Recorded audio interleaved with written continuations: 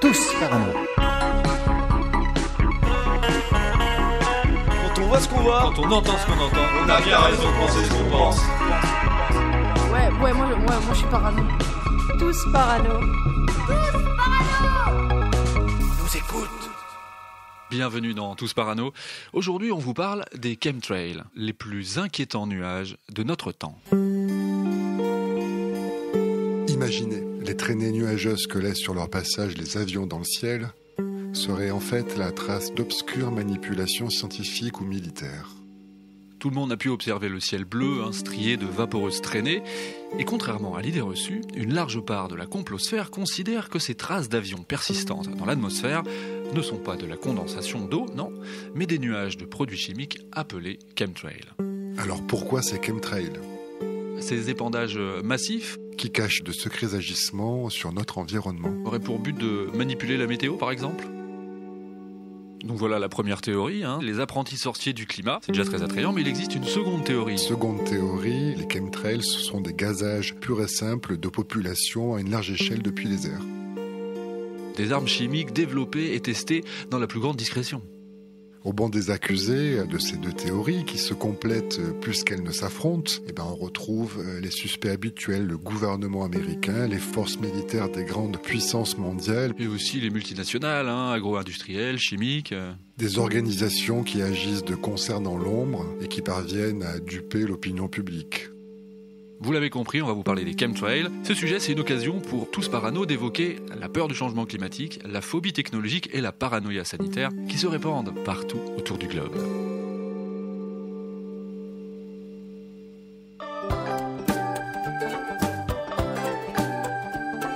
J'ai pris l'avion pour m'envoler, j'ai pris l'avion pour faire un bond, j'ai pris l'avion pour m'envoler, j'ai pris l'avion pour faire un bond. Mais mon avion, c'est un poltron, il a tellement peur. Tous parano.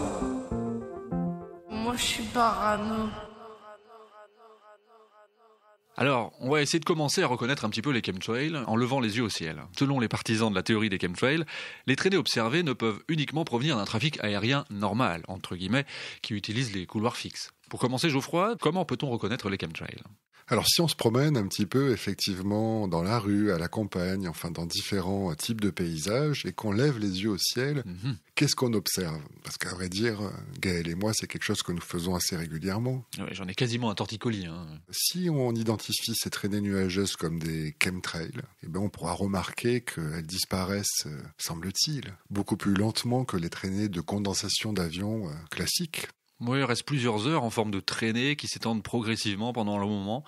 Et puis à la fin, ça donne l'impression d'un voile artificiel. Si tu me permets l'expression, il est possible d'observer des volutes aux formes inhabituelles et très diverses. Et ce qu'on retrouve aussi, c'est un ciel brumeux, blanchâtre, d'une certaine manière éblouissant. Certains avions, dispersant les chemtrails, ne suivent pas toujours les couloirs aériens civils. C'est ce qui est remarqué aussi par les observateurs. Ils volent assez bas, avec une altitude inférieure à 4000 mètres. Alors si ça vous dit rien parce que vous n'avez pas votre brevet de pilote, comme tout un chacun, 4000 mètres c'est bas. Les couloirs aériens sont au-dessus de 8000 mètres, là où normalement se créent les condensations habituelles d'avions avec des vapeurs d'eau qui se transforment en cristaux de glace et qui laissent des traînées. Et puis, ce qu'on retrouve sur les témoignages de personnes pensant avoir identifié des chemtrails, c'est qu'ils sont toujours étonnés par le côté extrêmement silencieux de l'avion, qui en plus de voler plus bas, comme tu le disais, souvent vole plus lentement et adopterait de temps en temps des trajectoires, des directions atypiques. Après l'éthologie animale, il y en a qui font de l'éthologie aérienne et ils voient comment se comportent les avions dans le ciel. Tout à fait. En tout cas, ces adeptes de la théorie des chemtrails prennent des clichés du ciel où apparaissent des motifs de lignes parallèles, en croix ou en quadrillage. C'est assez spectaculaire les photos qu'on peut voir. Le jour suivant d'épandage aussi, il serait possible d'observer des retombées sous la forme de nuages grisâtres bas, des filaments, de la gélatine aussi. Phénomène particulièrement visible lors de journées sans vent. Donc ces chemtrails, ce qu'on peut dire aussi, c'est qu'ils sont dispersés aussi bien au-dessus des villes que des campagnes, campagnes, des montagnes ou au large sur la côte. On retrouve en fait tous les types de territoires qui sont concernés par le phénomène. Et ce serait même tellement large et de grande ampleur qu'on pourrait observer aussi clairement sur les photos satellites des régions entièrement couvertes de traînées, alors que d'autres juste à côté, elles ne seraient pas du tout couvertes par ces nuages suspects. Maintenant que l'on sait ce qu'il se passe dans le ciel, voyons depuis quand le ciel abrite ces bien curieux nuages. Tous parano. Tous parano. Tous parano. Alors remontons donc, Gaël, si tu le veux bien, aux origines de l'aéronautique. Un brin d'histoire. Nous voici donc au début de l'aventure aéronautique. Parce que dans les années 20 déjà, on se demande ce que sont les traces dans le ciel créées par les premiers aéronefs. Des moteurs qui chauffent et fument, forcément, laissent un gaz dans leur sillage. Si on cherche à vulgariser, on pourrait dire que ces premiers aéronefs sont comme des tondeuses volantes. Voilà, comme tu vas. Disons qu'un moteur, ça fume. Les condensations arrivent, elles, avec l'apparition du moteur à réaction. Faut l'expliquer, ça.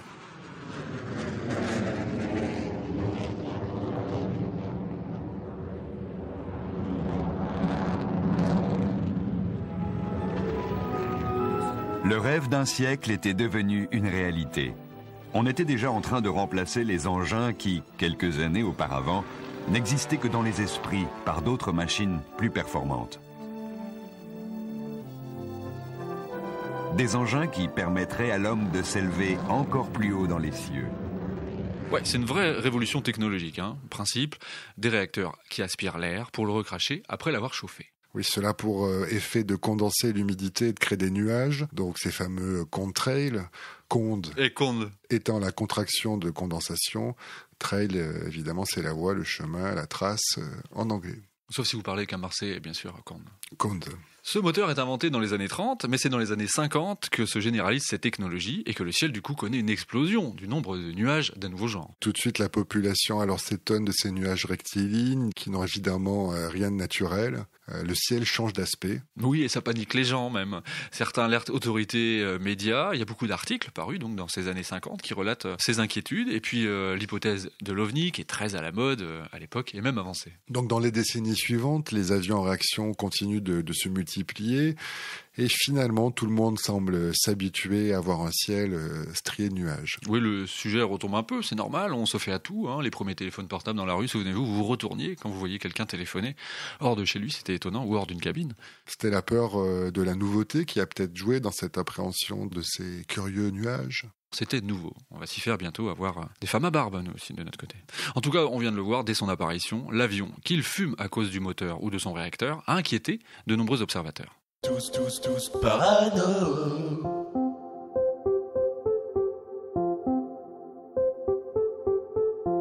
Si les peurs se sont petit à petit effacées, qu'on s'est habitué à ce que le ciel soit désormais sillonné par des avions en réaction, les avancées technologiques dans les domaines scientifiques et militaires vont à nouveau réveiller la paranoïa. Oui, tu veux parler de l'essor d'une nouvelle discipline scientifique, la géo-ingénierie. Oui, cette discipline qui consiste en la manipulation du climat terrestre et qui va entraîner une nouvelle vague d'inquiétude et de suspicion envers les activités aériennes.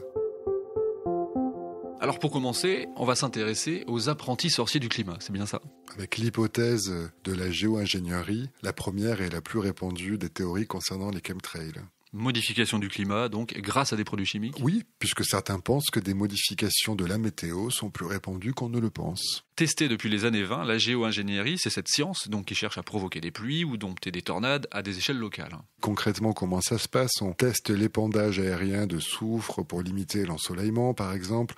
On diffuse des paillettes de iodure d'argent pour crever, entre guillemets, des nuages afin de faire pleuvoir. Oui, des applications, on peut en imaginer par exemple en agriculture, ça paraît évident. On sait que les agriculteurs, la météo, c'est la base de leur métier. Imaginez pouvoir maîtriser cette météo. Et la géo-ingénierie, dès son apparition, et les premières propositions de recherche étaient tournées vers l'agriculture. Et également vers un deuxième champ d'application. Gaël, tu me vois venir. Ce qui pourrait effectivement poser plus de problèmes qu'augmenter les rendements agricoles.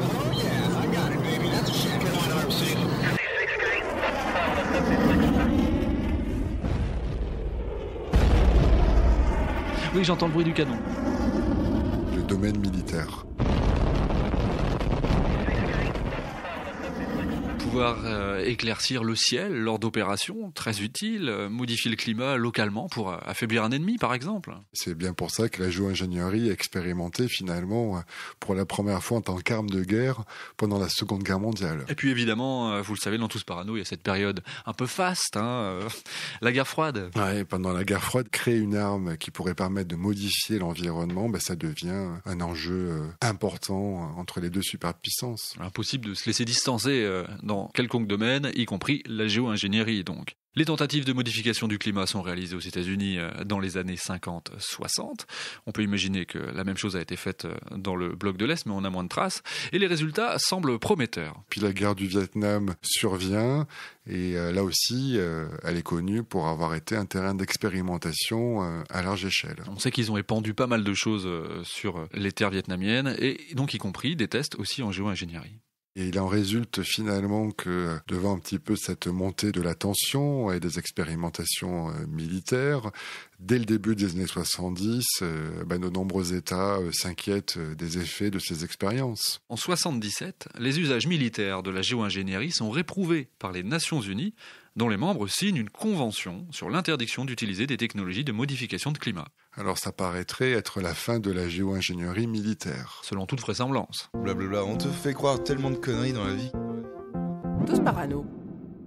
Dans le milieu des années 90, il y a un contexte qui évolue et qui est celui d'une prise de conscience majeure du rôle des hommes dans le dérèglement climatique. Qualité de l'air, réchauffement atmosphérique, accroissement sans précédent du trou de la couche d'ozone, tous ces sujets apparaissent clairement comme des conséquences néfastes de l'activité humaine. Qui montre avec certitude ou quasi-certitude, en tout cas ça fera l'objet d'un épisode de Tous Parano, bien sûr que l'homme agit sur son atmosphère et peut la modifier. En tout cas, dans ces années 90, les observations de traînées d'avions anormalement persistantes commencent à se multiplier avec des craintes concernant l'air que l'on respire. C'est naturellement dans les milieux écologistes que les chemtrails vont devenir un sujet récurrent jusqu'à se demander si cela ne cacherait pas finalement un complot.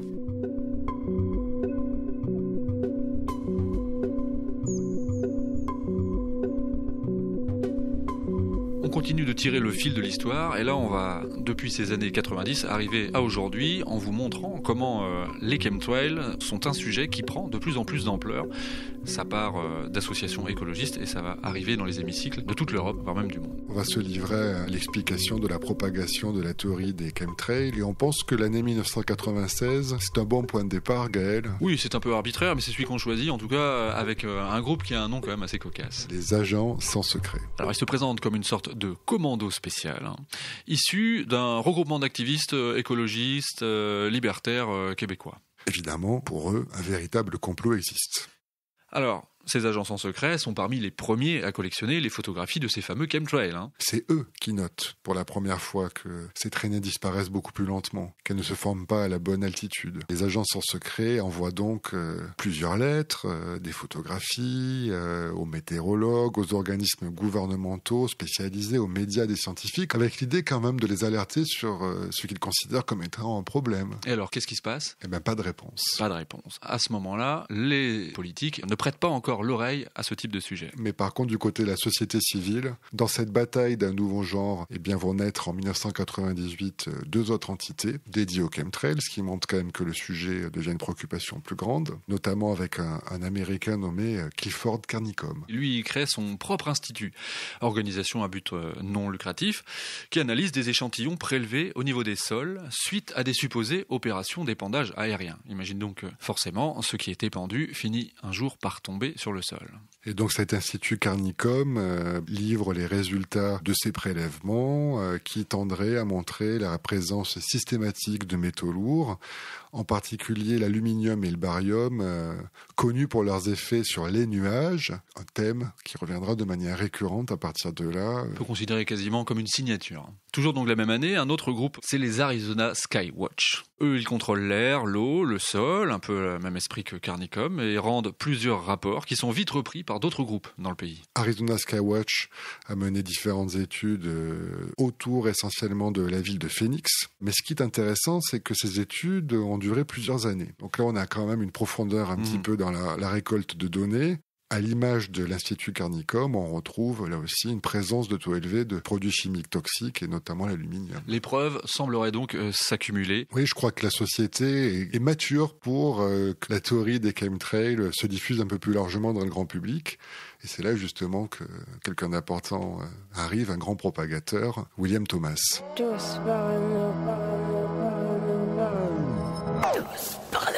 Ce journaliste spécialisé dans les questions de santé publique, il a écrit plusieurs livres, notamment sur les téléphones mobiles, les dangers électromagnétiques. On est dans cette sensibilité écologiste. En 99, il publie un article intitulé « Un poison venu du ciel ». Et là, ça va populariser l'idée des chemtrails.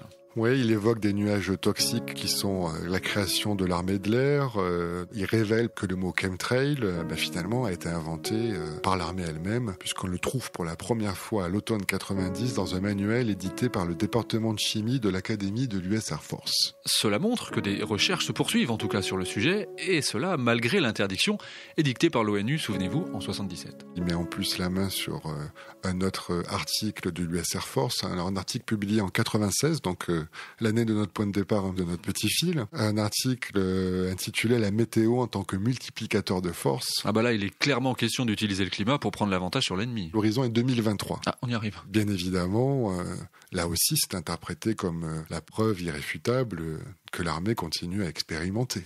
Alors voilà, William Thomas fait sensation avec son article où il prouve que l'US Air Force fait des recherches, au minimum théoriques, sur les chemtrails. Mais il va apporter une autre pierre à cet édifice, et là on va sortir des forces gouvernementales. Oui, parce qu'il va, dans ses investigations, être amené à étudier un grand nombre de brevets, donc d'innovations technologiques qui ont été déposés ces années-là, et notamment il découvre un brevet déposé par une compagnie qui s'appelle Hughes Aircraft Company, donc qui est en fait un partenaire civil de la défense américaine. Ce brevet déposé, nommé Welsbach, propose une méthode de géo-ingénierie afin d'endiguer le réchauffement climatique. En fait, il décrit justement la technique qui consiste à ajouter ces minuscules particules métalliques dans le kérosène, bien sûr, mais pour bien se faire comprendre, dans des avions de ligne. On est dans le civil. On sort totalement de l'idée que c'est des avions de l'US Air Force qui font des épandages au-dessus de nos têtes. Le but serait que ces particules soient rejetées dans les fumées des réacteurs lorsque les avions volent à leur altitude de croisière.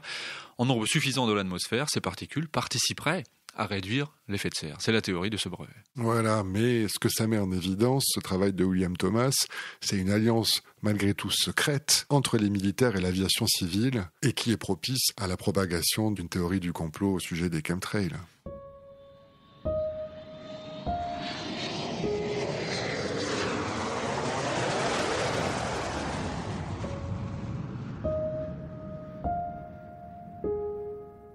C'est fondateur, William Thomas fait sensation avec ses écrits, il est reçu dans de nombreux médias, une frange de la population de plus en plus conséquente considère que ces deux articles de l'US Air Force et ce brevet Welsbach sont probablement un aveu tacite selon lequel l'armée effectue des tests de manipulation météorologique. Et les chemtrails en seraient la manifestation la plus visible. Le sujet devient si important que la presse grand public ne peut complètement l'ignorer du coup.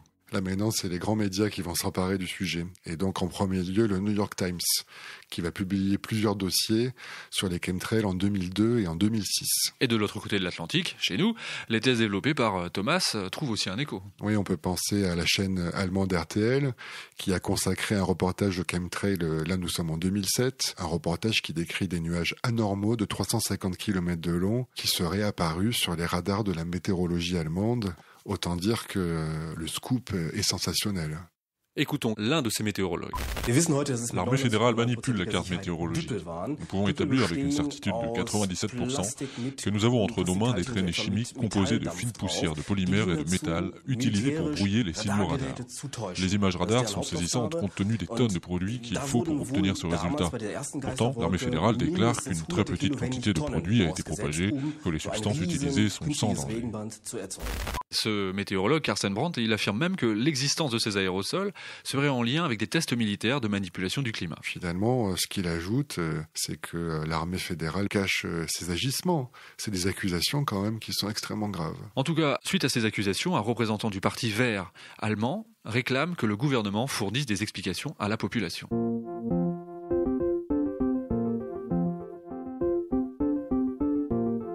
Et Et oui, ça y est, là, on arrive au niveau institutionnel, on arrive au niveau de la représentation politique des élus, et ça ne fait que commencer. Donc, vous voyez une nouvelle gradation dans la propagation de la théorie des chemtrails, puisque la même demande, finalement, est effectuée au niveau européen en 2007 par un député hollandais, Eric Meyer, qui interroge la commission sur les traces laissées par les avions. La crainte d'effets délétères sur la santé pour les populations se répand. Et en France, une association est fondée dès 2008.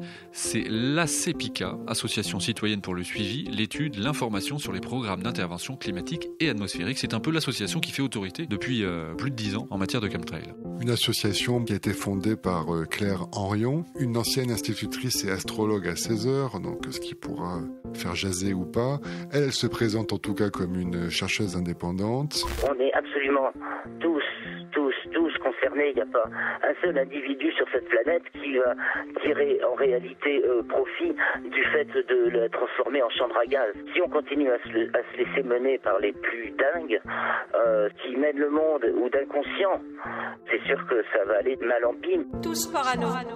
Cette association, pour nous Français, elle a vraiment mis en avant les symptômes que pourraient susciter ces fameux chemtrails. Oui, la liste est longue. Influence sur le système nerveux central, affaiblissement du système immunitaire. Dysfonctionnement du système hormonal, augmentation du risque de cancer. On peut parler aussi de tendance à la stérilité, à des malformations lors de la grossesse. L'association relève aussi que dans les 3 jours qui suivent un épandage particulièrement intense, une série d'épidémies et de problèmes respiratoires se produisent dans les populations exposées. La CEPICA remarque d'ailleurs le développement de pneumonie, de symptômes de grippe, de rhume, des cas de méningite, d'encéphalite aussi, qui aura augmenté. Et l'association met ça en relation avec l'augmentation des épandages. La CEPICA affirme également que des officiers français, sous couvert de l'anonymat, ont bien confirmé que des opérations secrètes sont bel et bien pratiquées au-dessus de l'Hexagone. Oui, la France est donc bien touchée par le phénomène. Claire Henrion signale aussi que des pilotes avec qui elle a discuté sont toutefois persuadés d'œuvrer à lutter contre le réchauffement de la planète. Et puis en parallèle, en 2010, un film va véritablement populariser la théorie des chemtrails. What in the world are they spraying? Que vaporise-t-il dans le monde? Dont le réalisateur s'appelle Michael Murphy, et son documentaire va finalement parvenir à faire le tour du monde.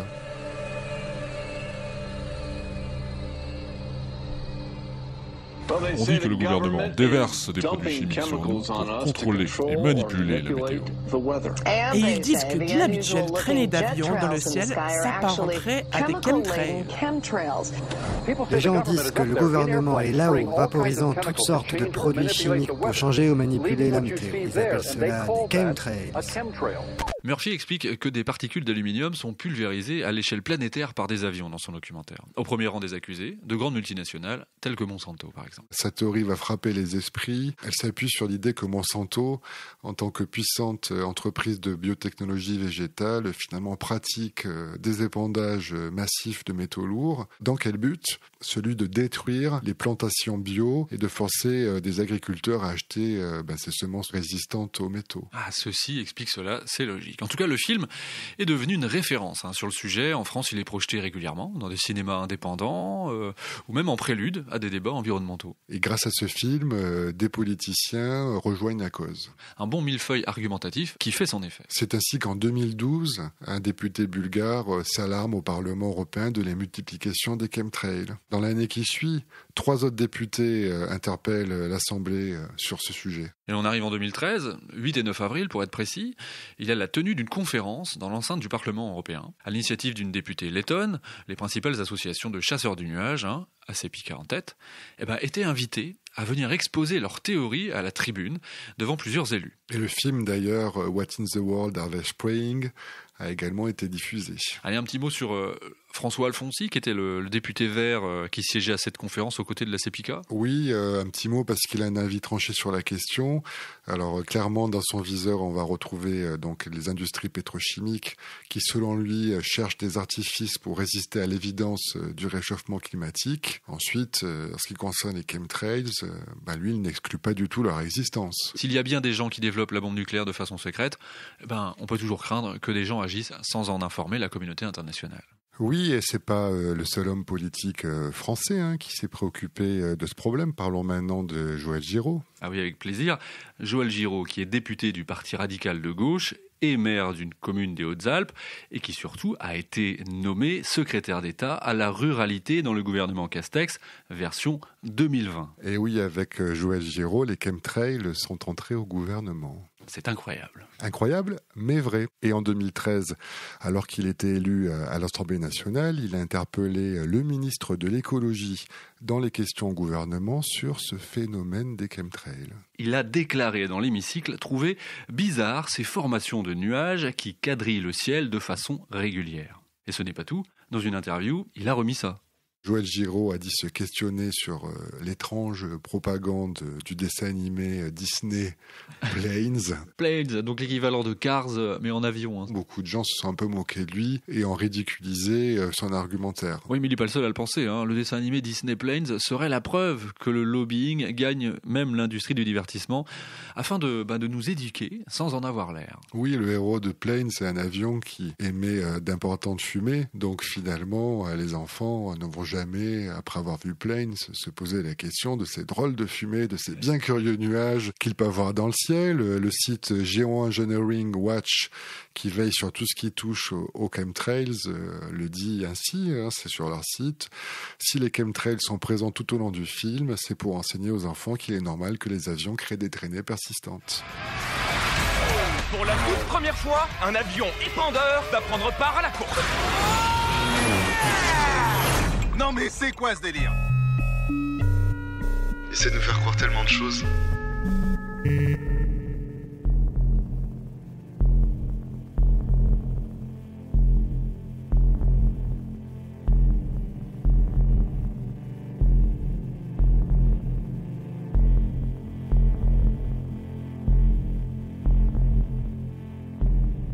Impossible d'évoquer les épandages chimiques sans évoquer la maladie maintenant qui est directement liée à ces chemtrails. Cette maladie s'appelle les morgelons. Alors vous n'en avez peut-être jamais entendu parler, mais sachez que les morgelons, c'est la maladie associée aux chemtrails. Alors les morgelons, on va essayer de vous l'expliquer puisque c'est une maladie peu connue qui a ses symptômes, lésions cutanées qui peuvent aller jusqu'à la défiguration. Il faut imaginer que les gens se grattent en fait. Des sensations de rampement et de grouillement sur et sous la peau et l'apparence de fibres ou de granules qui sortent de la peau. Oui, on peut voir sur le web pas mal de gens qui montrent des filaments sortir de leurs doigts, c'est assez étonnant. Les patients affectés mentionnent aussi des symptômes de fatigue invalidante, disons, et une expression qui revient aussi souvent dans les témoignages, c'est brouillard dans la tête. Les patients rapportent aussi des douleurs musculaires, troubles du sommeil, perte de cheveux, baisse de la vision, désordre neurologique, désintégration des dents. Ça c'est bien dégueu. C'est une maladie de science-fiction. Imaginez des choses qui grouillent sous la peau, dessus, en dessous, et qui n'est pas vivant, mais ce serait du polymère. Vous perdez vos dents, vous perdez vos cheveux, vous avez un brouillard dans la tête. On va écouter cet extrait du 9 janvier 2014 sur FR3. C'est incroyable. Séverine habite la plaine de l'Accro et prétend souffrir d'une maladie étrange depuis 10 ans. Qu'est-ce que vous avez au visage? Qu'est-ce que c'est? C'est la maladie des morgelons. Donc au début, j'ai eu des gratouilles, des chatouilles, je comprenais pas bien pourquoi. Et j'ai aussi parfois des violentes démangeaisons vraiment intenses, avec le visage qui gonfle, je deviens rouge, un peu comme une réaction allergique. Selon elle, cette maladie dite des morgelons serait liée aux chemtrails. Maladie fascinante donc, mais la particularité de cette maladie, c'est aussi que son existence n'a jamais été démontrée. Oui, n'a jamais été prouvée par la médecine, bien qu'on retrouve certains membres de la communauté médicale qui croient en la réalité de cette maladie. 2 médecins sont les figures de proue de ce mouvement, Hildegard Steininger et Mike Cassel. Des Américains pour qui ce syndrome, c'est un fléau qui se développe à grande vitesse. Écoutez ce qu'ils disent en 2007, les morgelons touchent déjà plus de 120 000 Américains. Ils parlent de 1000 nouveaux cas diagnostiqués chaque jour. 5 millions en 2012, effectivement. C'est vraiment considérable. Ils disent ceci, les preuves sont sur le net, dans des milliers de témoignages, de vidéos, de photos, d'analyses et d'études faites par des scientifiques. Il nous suffit simplement d'ouvrir les yeux, regarder, écouter, lisez, comprenez. Tous parano, écoute, parano. Je crois que je suis parano.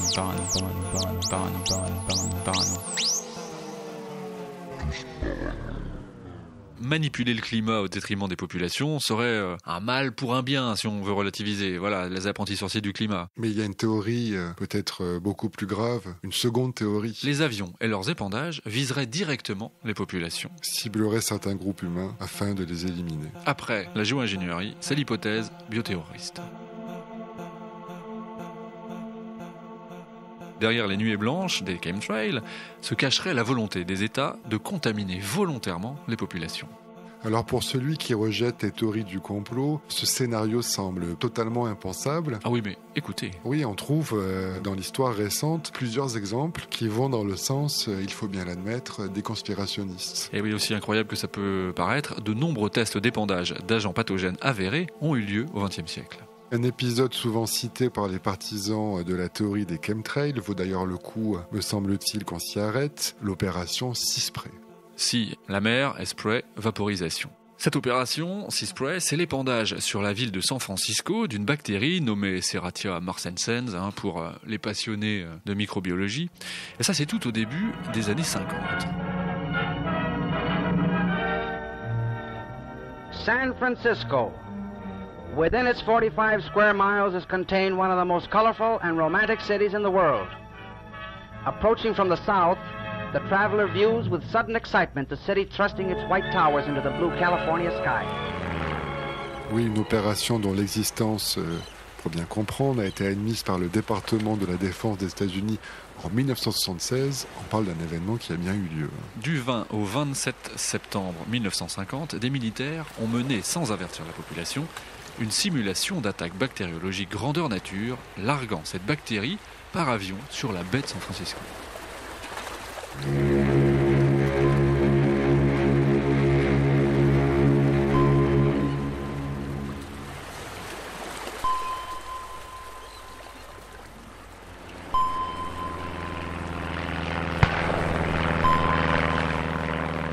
Alors cette manœuvre avait pour but de déterminer comment une ville américaine pourrait réagir lors d'une attaque biologique. On est toujours dans ce contexte de la guerre froide. Comment ça s'est passé concrètement ? Des avions ont pulvérisé un nuage de bactéries, présenté comme inoffensif. Bien sûr. Et le but, c'était donc de vérifier l'efficacité du dispositif de surveillance qui avait été préalablement implanté dans toute la ville. L'idée, c'était évidemment de mesurer l'étendue de l'infection. Alors de manière plutôt cynique, si l'opération a toutefois été considérée comme un succès, parce que les militaires en ont conclu à la capacité de la ville à faire face à ce type d'attaque bioterroriste, l'impact sur l'opinion publique a lui été désastreux. Oui, puisque de nombreux résidents de San Francisco sont tombés malades dans les jours qui ont immédiatement suivi le déroulement de l'opération. Et selon toute vraisemblance, un lien a été établi avec l'opération Sea Spray. Alors cet épisode n'est que le premier de plusieurs autres qui entraînent petit à petit propagation de rumeurs et élaboration de théories complotistes, les 2 décennies suivantes. Et à la fin des années 70, la stupeur est générale. Je pense qu'on ne se rend pas compte à quel point les gens ont été choqués, puisque le gouvernement américain a reconnu avoir pratiqué le chiffre faramineux de 239 épandages. Incroyable. Donc 80 avec des bactéries vivantes. Surtout que ça, c'est ce qui est avoué, avéré. 239 épandages. Le décompte s'arrête en 1974. Pour beaucoup de personnes, on pense que c'est fini, mais en 1994, un épisode étrange mérite aussi le détour.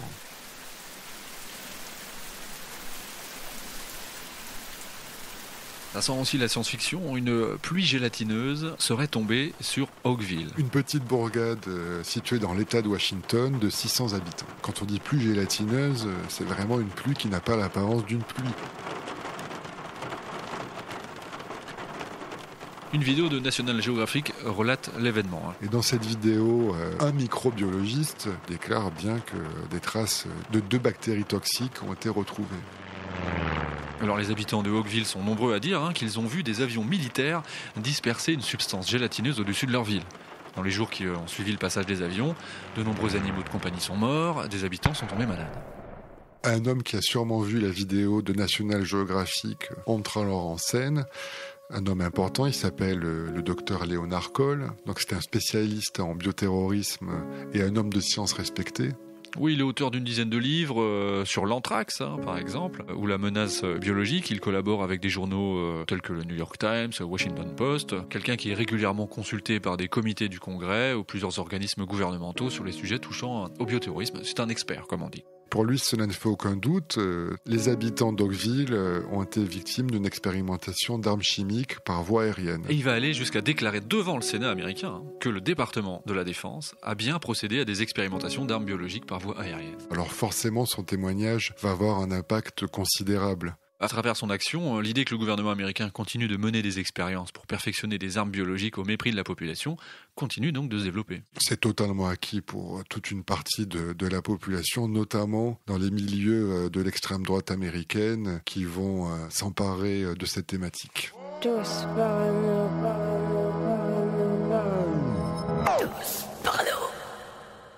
On va s'intéresser à deux personnages, Larry Harris et Richard Fink, tous deux habitants de l'Ohio et membres, pour que vous compreniez dans quelle mouvance ils se situent, membres du Patriot Movement et de la Aryan Brotherhood, donc le mouvement patriote et la fraternité aryenne. Deux personnalités qui détonnent. Richard Fink a l'apparence policée, c'est le directeur d'une station de radio chrétienne conservatrice. Et puis Harris, technicien chimiste, fasciné par les armes biologiques. Et lui, il est employé par la ville de Columbus, employé municipal.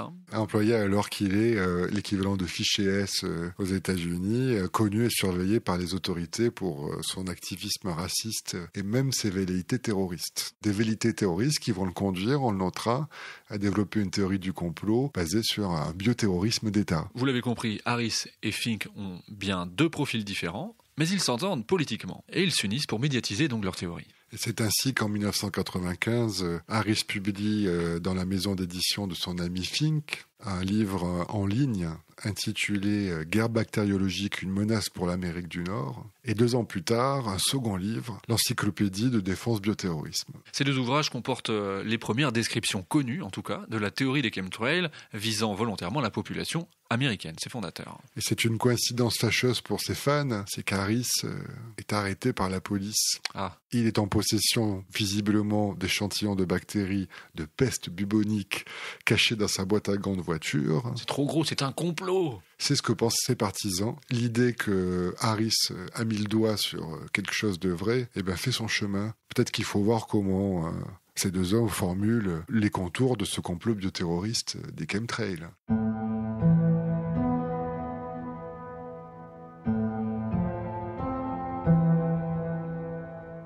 Oui, Harris et Fink, pour eux c'est clair. Le gouvernement utilise des produits chimiques qu'ils ajoutent au carburant des avions militaires pour en asperger des zones peuplées. Les chemtrails sont donc les traces visibles d'activités secrètes qui ont pour but de nous faire mourir de faim, de rendre malades, d'affaiblir le système immunitaire, de causer la stérilité pour toutes les populations aspergées.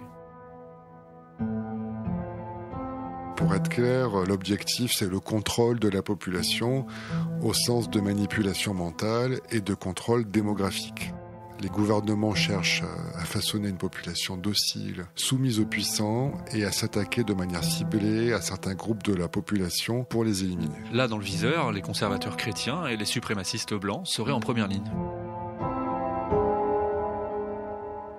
Ça me rend parano. Je suis parano. Je suis parano. Tous parano.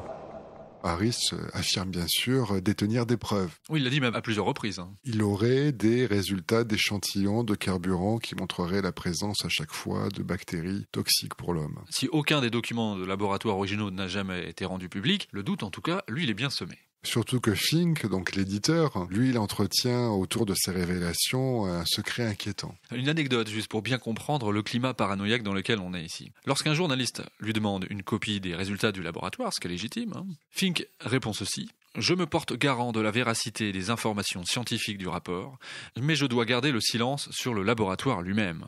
Pourquoi ?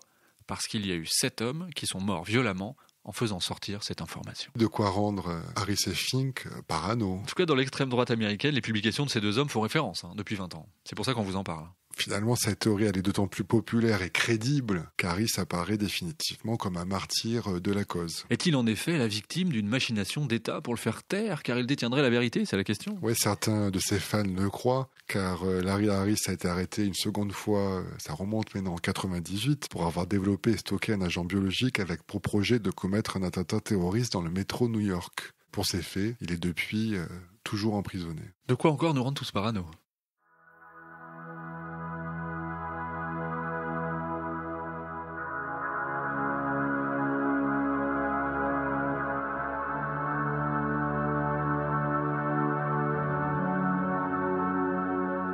Ce qui est frappant, c'est que c'est quand même une théorie qui a véritablement pénétré nos institutions démocratiques. Au niveau politique, au niveau associatif, au niveau médiatique, on l'a vu.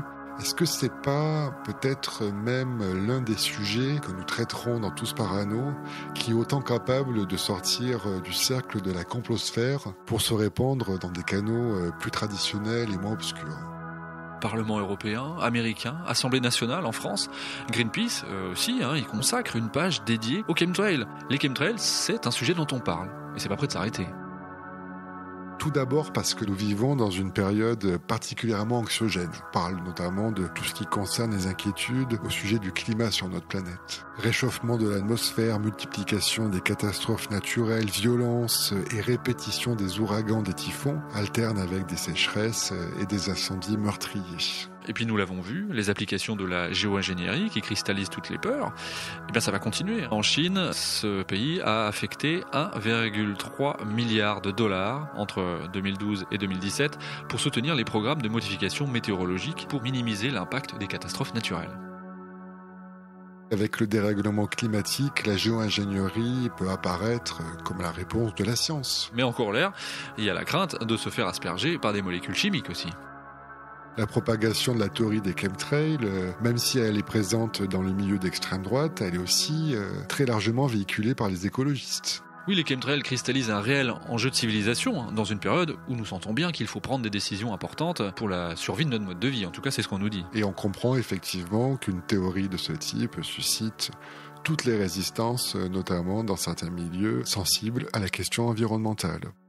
Enjeux de civilisation et obscur lobby. Tout ce qu'il faut pour que se lèvent encore beaucoup de regards suspicieux vers ces curieux nuages rectilignes. De quoi nous rendre tous parano. Et on se retrouve très vite avec un prochain épisode.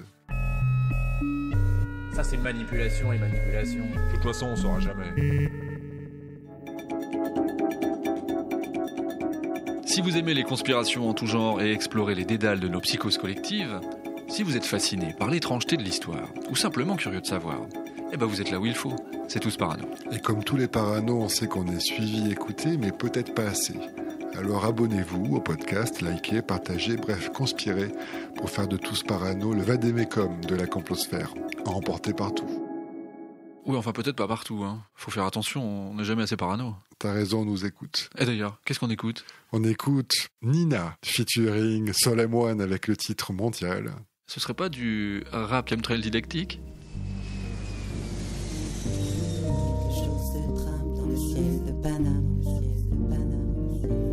Quelque chose se trame dans le ciel de Paname. Quelque chose se passe dans le ciel, c'est mondial. Quelque chose se trame dans le ciel de Paname. Quelque chose se passe dans le ciel, c'est mondial. Quelque chose se trame dans le ciel de Paname. Quelque chose se passe dans le ciel, c'est mondial. Quelque chose se trame dans le ciel de Paname. Quelque chose se passe dans le ciel, c'est mondial. 7h30, je me lève, mon lit je quitte. Jus d'orange, tartine, cafetière électrique. 2 pas plus loin, mon atelier. J'y amasse, transforme tous nos déchets. Conserve, plastique, papier recyclé. Je redonne la vie à ce que vous jetez. Courbé, plié, durant des heures. Relargue mon âme en apesanteur. Une pause, s'impose le téléphone. Un pote m'appelle. Nina, c'est sous le M. Pour un changement d'idée. J'ai un truc grave à t'annoncer. Retour direct à la réalité. Arrête de prier, regarde le ciel. Les traînées persistent, on appelle ça chemtrail. Chemtrail. Mais qu'est-ce qu'il raconte? Il m'annonce donc que des avions nous inondent de barium, d'aluminium, de cadmium, de zinc, de plomb, de soufre et de manganèse, de polymères à l'origine de morgelons, de maladies nouvelles enfantées par ces avions. Alors direct Google, j'ai besoin d'informations. Pas de propagande, j'emmerde la télévision. Infos, vidéos, preuve à l'appui. C'est un génocide, ce n'est pas une théorie, crois-moi. Quelque chose se trame dans le ciel de Paname. Quelque chose se passe dans le ciel, c'est mondial. Quelque chose se trame dans le ciel de Paname. Quelque chose se passe dans le ciel, c'est mondial. Quelque chose se trame dans le ciel de Paname. Quelque chose se passe dans le ciel, c'est mondial. Quelque chose se trame dans le ciel de Paname. Quelque chose se passe dans le ciel, c'est mondial. Voici une série de photos consacrées aux traînées d'avions dans le ciel qui deviennent des cirrus. Alors il s'agit ici de traînées issues d'avions à réaction qui circulent en altitude. En fait, il s'agit de traînées de condensation qui ont tendance à se répandre, s'étaler et sont visibles lorsqu'il y a de l'humidité en haute altitude. À se répandre, s'étaler. Ces traînées blanches, persistantes vont durant des heures former un voile symétrique et chimique. Nos enfants respirent un air trop toxique de métaux lourds en nanoparticules, infiltrent nos poumons et notre sang les véhicules. Alzheimer, cancer et bronchiolite, maladies respiratoires et surtout neurologiques. Ces épandages perpétuels et corrosifs intoxiquent la nature, c'est un génocide massif. La faune et la flore, les oiseaux tombent du ciel, les arbres se meurent, on en perd nos abeilles. La pluie, plein de poison à profusion, mélange de silicone, polymère et morgelon. La pluie, ce poison à profusion, retour des métaux lourds sur ton cerveau, c'est pas bon. Des hommes se battent au Parlement européen. Le 9 avril fut rendez-vous des citoyens. François Alfonsi, Joséphine Afrel, Claire Henrion pour défendre notre ciel. Au sein de l'accès Pica et de la Sonomé, ciel voilé, ciel voilé, ciel voilé. Rejoins-nous citoyens, ton ciel est violé. Quelque chose se trame dans le ciel de Paname. Quelque chose se passe dans le ciel, c'est mondial. Quelque chose se trame dans le ciel de Paname. Quelque chose se passe dans le ciel, c'est mondial.